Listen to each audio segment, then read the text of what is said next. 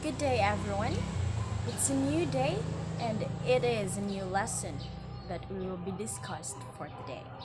Again, I am Stella Marie Enojada, your ST, and I will be discussing again with you a new topic and a new learning. Okay, so before we start, let us have our prayer first. In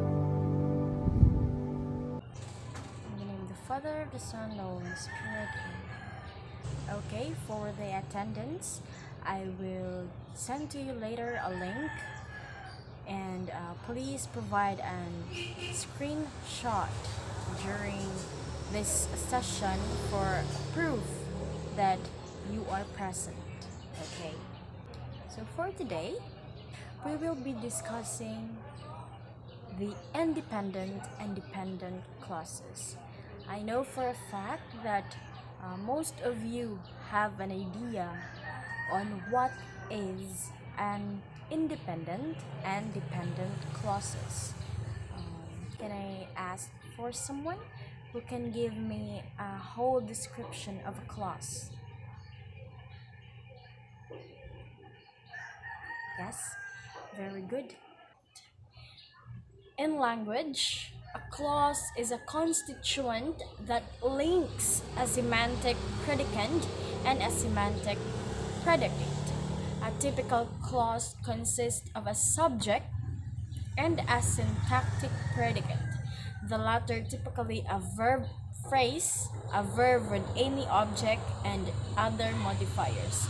So it is just like a simple sentence. Just like a simple sentence, there is a subject and there is a predicate. So it's just like a clause. So it is a clause. That's a clause. Now, we will talk about the two types of clauses, the independent and dependent clauses. I will share to you my PowerPoint presentation for you to be able to follow my discussion, okay? So now, can I ask someone who have an idea of what is an independent clause is? Anybody? Yes. Exactly. Very good. So the independent clause is a clause that can stand on its own.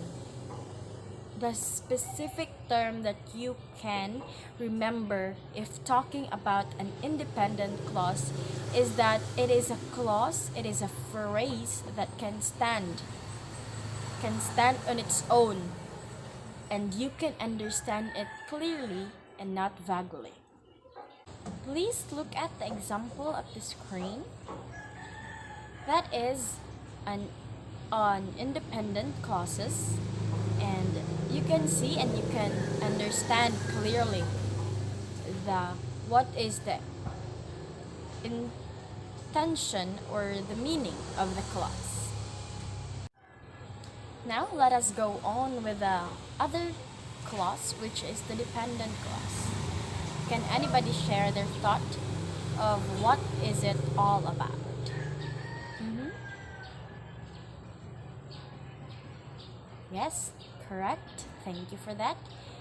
And dependent clause is the reverse or the exact opposite of an independent clause. Why? Because when we talk about a dependent clause, it depends to the independent, or it cannot stand on its own. There is a need or cooperation of the other phrases or clauses for it to be completed in thought. So it can't clearly be understand, or you can ask what in if you read an a dependent clause. So again, let us look at the screen for the example. Right? You can see that you can clearly understand what it is the intention of the message or the clause. So, in summary, you understand the dependent and independent clauses. You just remember if you encounter this, an independent is the clause that can stand on its own and can give clear meaning or interpretation or message to the readers. While the dependent clause are the clause that can't stand on its own and are not clear on its message or on its intention, and the readers can fully understand what it really means. Okay? So now for your activity, I would like you to create five each examples of the dependent and the independent clauses and present those examples in a unique manner. Either you will have a role play, a demonstration, or game that you will talk about the examples or any unique ideas. So I will group you into five groups and this presentation will happen next meeting.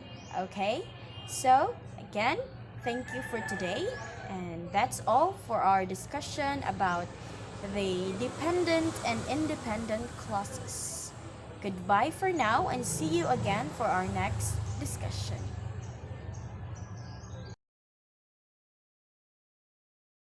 First question. Why did you choose that certain approach, method, or strategy? I chose this approach, method, and strategy because it is aligned with what my learning objectives are. I chose cooperative approach because it can allow my students to work with their friends, promote social skills, and improve their communication skills. I also choose lecture method with a PowerPoint presentation as teaching techniques since it can help students to learn easily if they see or read something, especially for those who are visual learners. And lastly, a blended learning strategy because it is essential to be knowledgeable of technology, especially in this new learning setup. By that, I also want that my students will engage themselves in technology in a good way. Second question. Can you teach without using an approach, a method, or strategy? Why or why not? No.